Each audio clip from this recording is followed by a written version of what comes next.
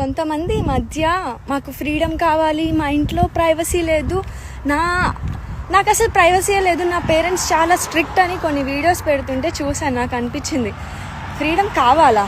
అదేం క్వశ్చన్. నీకు freedom utilise చేసుకోవడం వస్తే ఫ్రీడమ్ పేరెంట్సే ఇస్తారు, ఇచ్చేదేముంది. నీకు ఆ ఎబిలిటీ ఉంది, నీకు ఆ మెచ్యూరిటీ ఉంది, నువ్వు కరెక్ట్ వేలో నీ ఫ్రీడమ్ యూటిలైజ్ చేసుకున్నావు అంటే పేరెంట్స్ ఇస్తారు, ఇచ్చి తీరుతారు. ఇప్పుడు మమ్మల్ని అందరినీ, మా స్టూడెంట్స్ అందరినీ యూఎస్ పంపించలా? ఇక్కడ కల్చర్ ఎట్లా ఉంటుంది? ఒక నమ్మకంతో యూటిలైజ్ చేసుకోగలరు వీళ్ళు అని చెప్పి పేరెంట్స్ ఒక అండర్స్టాండింగ్ తోటి ఇక్కడికి పంపించారనమాట. నేను ఒక ఎగ్జాంపుల్ చెప్తాను.